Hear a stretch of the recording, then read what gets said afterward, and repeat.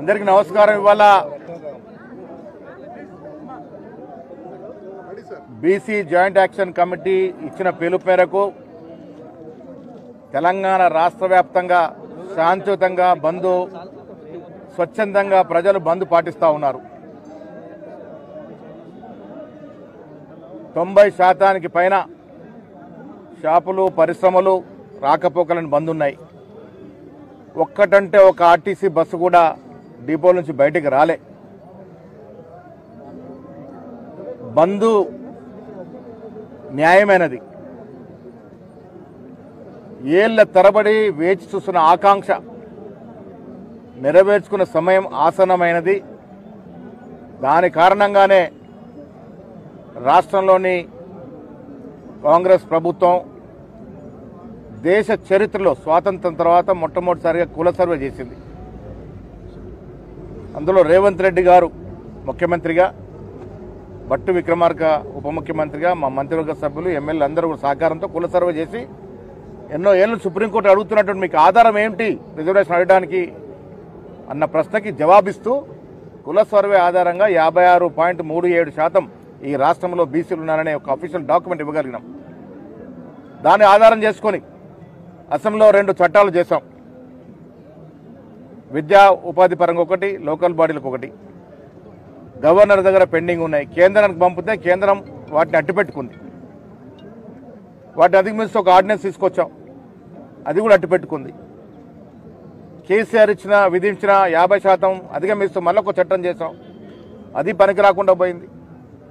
ఇవన్నీ కాదని జీవోహెచ్ ఎన్నికలకు పోతే చిక్కులు వస్తూ ఉన్నాయి. సో ఇవాళ మేము నిర్ణయించుకుంది న్యాయపరంగా పోరాటం చేస్తూనే ఇది రాజకీయ పోరాటంతో సాధ్యమవుతున్న ఉద్దేశంతో ఇవాళ అన్ని పార్టీలు ఏకమై బంద్కు పిలుపునిచ్చారు. ఇలా ఎమ్లీ బంద్ బస్టాండ్ ముందు కూర్చున్నాం మేము. నాతో పాటు పెద్దలు గవర్నీలు, ఉద్యమకారుడు మందకృష్ణ మాదిగన్న గారు, జాదూరి శ్రీనివాస్ గారు, మా ఎమ్మెల్సీ సత్యం గారు, వీరితో పాటు చాలామంది, రాజారాం గారు, అనిల్ ఇరవతి గారు, మా శ్రీశైలం గౌడ్ గారు, సీతారాం గారు, ఇందిరా గారు, చాలామంది బీసీ నాయకులు అందరం కూడా ఎమ్మిలిమన్లో కూర్చున్నాం. చాలామంది అడుగుతూ ఉన్నారు, మీరు అధికారంలో ఉన్నారు కదా, మీరు బంద్లో పాటిస్తున్నారేంటని. న్యాయమైన కోరిక ఉత్పన్నమైనప్పుడు అది సాధించుకునేందుకు అధికారంలో ఉన్నామా లేమా అన్నది కాదు, దానికి మద్దతు పరగడమే ప్రథమ ధ్యేయంగా ఇవాళ మా మంత్రులంతా కూడా ఒకరిద్దరు మినహా రాష్ట్ర కేబినెట్లో మంత్రులందరూ కూడా వారి వారి జిల్లాలో బంద్లో పాల్గొంటా ఉన్నారు. దీంట్లో రెడ్లు పాల్గొంటా ఉన్నారు, వెలమలు పాల్గొంటున్నారు, బ్రాహ్మణులు పాల్గొంటా ఉన్నారు, చౌదరులు పాల్గొంటా ఉన్నారు, ఎస్టీలు మైనార్టీలు పాల్గొంటా ఉన్నారు.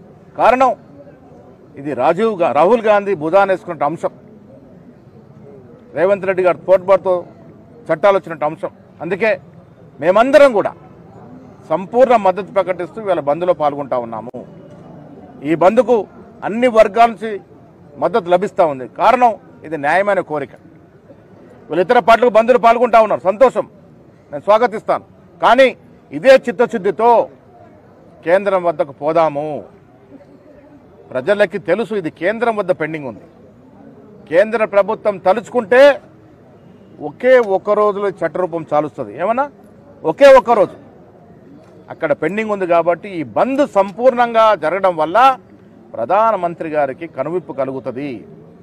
ప్రధానమంత్రి గారు దీని మీద ఆలోచన చేసిన అవకాశం వస్తుంది. ఇలా సంపూర్ణంగా బంద్ పాటించి తెలంగాణ అంటే ఈ అంశం మీద వారు ఎంక్వైరీ చేయాల్సిన పరిస్థితి వస్తుంది. ఇది న్యాయమైన కోరిక. రాష్ట్ర జనాభాలో అత్యధిక శాతం ఉన్నటువంటి బీసీల యొక్క న్యాయమైన కోరిక, న్యాయమైన పోరాటంలో మేము భాగం. తప్పకుండా దీన్ని కేంద్రం పరిశీలించాలి. నేను బీజేపీ బీఆర్ఎస్ నాయకులకు కోరుతా ఉన్నాను. నేను ఒక సిద్ధాంతాన్ని నమ్ముతాను, రాజకీయాలు ఎన్నికల వరకే. ఎన్నికలైన తర్వాత ఈ న్యాయమైన కోరిక కాబట్టి మనకు పార్టీలకు అతీతంగా ఎలాగైతే తెలంగాణ పార్టీలకు అతీతంగా పోరాడామో ఈ అంశంలో కూడా ఇది చాలా ప్రముఖమైన అంశం కాబట్టి పార్టీలకు అతీతంగా ఈ అంశాన్ని ముందుకు తీసుకెళ్దాము, సాధించుకుందామనే పిలుపుని ఈ సందర్భంగా, ఈ బంద్ సందర్భంగా మిగతా పార్టీ వారికి ఇస్తా ఉన్నాను.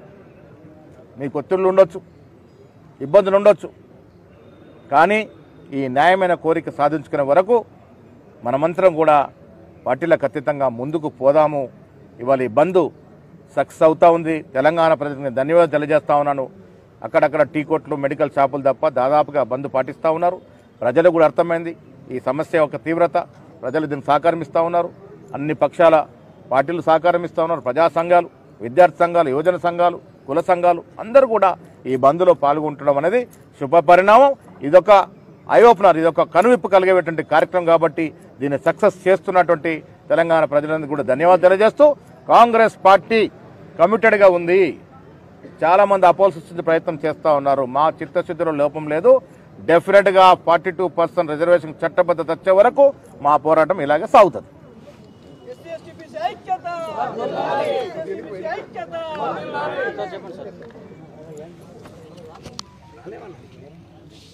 42% రిజర్వేషన్ల అమలు కోసం బీసీ జాక్ ఇచ్చిన తెలంగాణ బంద్ పిలుపు శాంతియుతంగా సంపూర్ణంగా జయప్రదం అవుతుంది.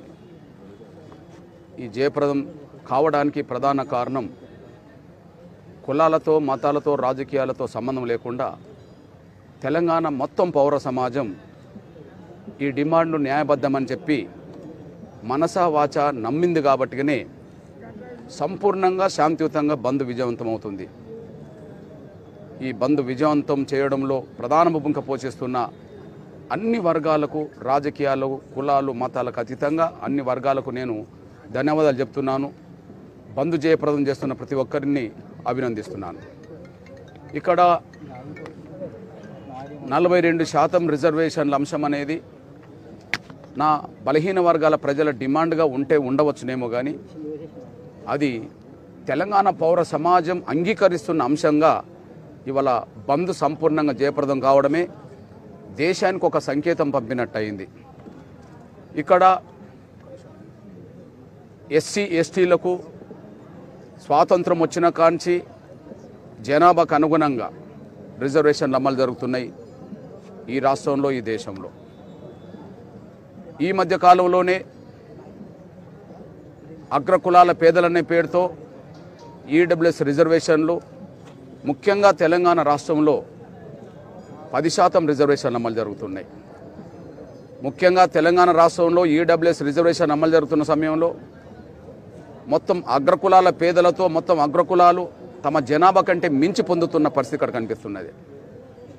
ఈడబ్ల్యూఎస్ రిజర్వేషన్ తీసుకొచ్చినప్పుడే దేశంలో 50% రిజర్వేషన్లు ఎప్పుడో దాటిపోయింది. మరి 50% రిజర్వేషన్లు దాటొద్దనే నిబంధన మా బీసీ ప్రజలకు అడ్డంకులు కల్పించడానికి మాత్రమేనా అని చెప్పి మేము స్పష్టంగా నిలదీస్తున్నాం, అడుగుతున్నాం. ఈడబ్ల్యూఎస్ రిజర్వేషన్లు పెంచినప్పుడు రాని అడ్డంకి, అప్పుడే 50% మించినాయనే విషయం రుజువైనప్పుడు అడ్డంకులు రాని ఈ రిజర్వేషన్లు మా బీసీ ప్రజలకు న్యాయమైన వాటా కూడా రావట్లేదు. 50% పైగా జనాభా ఉన్నదనే విషయం ఈ రాష్ట్రమే కాదు దేశంలో ఎవరికైనా తెలుసు. ఎక్కడ ఏ కమిషన్ వేసిన నివేదికలు 50% మించే ఇస్తున్నది. కానీ 50% కూడా కాకుండా 42% రిజర్వేషన్ వచ్చినా కూడా ఇవి 50% మించుతాయని చెప్పి అడ్డంకులు కల్పించడం అనేది ఈడబ్ల్యూఎస్కు లేని అడ్డంకులు ఇక్కడ 42%కి ఎందుకు వస్తున్నాయనే విషయం జవాబు చెప్పాల్సిన వ్యవస్థలు జవాబు చెప్పే రోజు వస్తుంది. ఇకపోతే రాష్ట్రానికి ఒక తీరు రిజర్వేషన్ల విధానం నా బీసీల పట్ల ఉండద్దని కోరుతున్నా. నేను దేశం ఒకటే, రాజ్యాంగం ఒకటే అయినప్పుడు ఎక్కడ బీసీల జనాభా ఎంత ఉంటే అంత ఇవ్వడం అనేది న్యాయమని భావించుకున్నప్పుడు మరి తమిళనాడులో 50% రిజర్వేషన్లు బీసీలకి ఇవ్వడం వల్ల ఎస్సీ ఎస్టీలకు అక్కడ 19% రిజర్వేషన్ ఉండడం వల్ల 69% రిజర్వేషన్ అమలు జరుగుతున్నాయి. 69% రిజర్వేషన్ అమలు జరగడానికి పార్లమెంటులో బిల్లు ఆమోదం పొందడానికి దారితీసింది, దాన్ని 9th షెడ్యూల్లో పెట్టడానికి దారితీసింది. మరి ఒక రాష్ట్రంలో 69% ఎస్సీ ఎస్టీ బీసీల రిజర్వేషన్ ఇవ్వడానికి 9th షెడ్యూల్లో పెట్టి కాపాడుతున్న ప్రభుత్వాలు తెలంగాణకు ఎందుకు వర్తించదని చెప్పి నేను స్పష్టంగా అడగాల్సిన పరిస్థితి వచ్చేస్తుంది.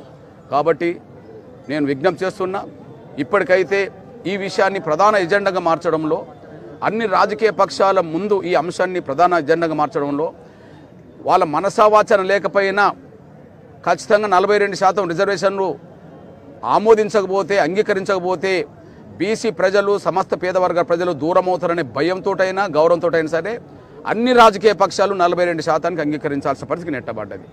ఇట్లాంటి పరిస్థితుల్లో ఈ 42% రిజర్వేషన్ల అంశం సాంకేతికంగా ఒకవేళ చట్ట పరిధిలో అంశమైతే లేదా కోర్టు పరిధిలో అంశమైతే 9th షెడ్యూల్లో పెట్టిన తమిళనాడు అంశాన్ని ఎక్కడ అడ్డుకోనప్పుడు ఈడబ్ల్యూఎస్ రిజర్వేషన్లు ఇవ్వడం వల్ల 50% మించిన న్యాయవ్యవస్థ అడ్డుకోనప్పుడు ఇక్కడ తెలంగాణలో నా బీసీల అంశాన్ని అడ్డుకోవడం అనేది ఎలా న్యాయం కూడా అనిపించట్లేదని కూడా మేము భావిస్తున్నాం.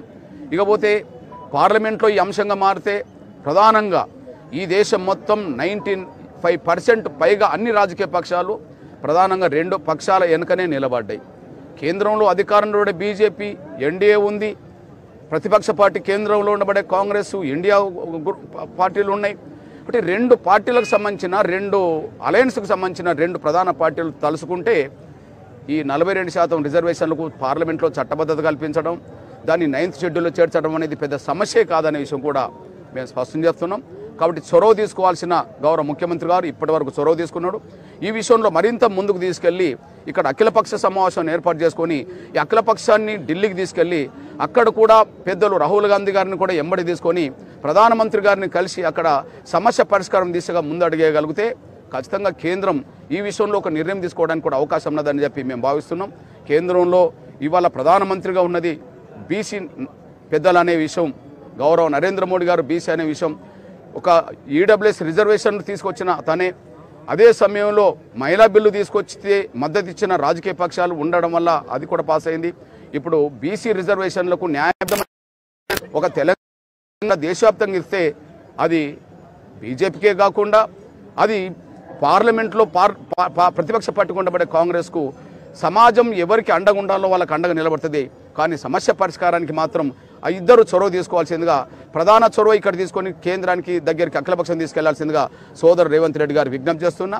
ఈ అంశాన్ని బీజేపీ పెద్దలు కూడా, తెలంగాణ బీజేపీ పెద్దలు కూడా పార్లమెంట్లో సమస్య పరిష్కారం కావడానికి అవకాశం ఉన్న సమస్య కాబట్టి పార్లమెంట్లో బిల్లు పెడితే ఏ సమస్య అయినా పరిష్కరించుకునే శక్తి అధికార పక్షానికి ప్రతిపక్షానికి ఉన్నది కాబట్టి ఇక్కడ బీజేపీ తెలంగాణ పెద్దలు కూడా చొరవ తీసుకొని కేంద్ర ప్రభుత్వం దగ్గరికి అఖిలపక్షం వెళ్ళి ప్రధానమంత్రి గారిని ఒప్పించే ప్రయత్నంలో ముందడుగేయాలని చెప్పి నేను కోరుతున్నా.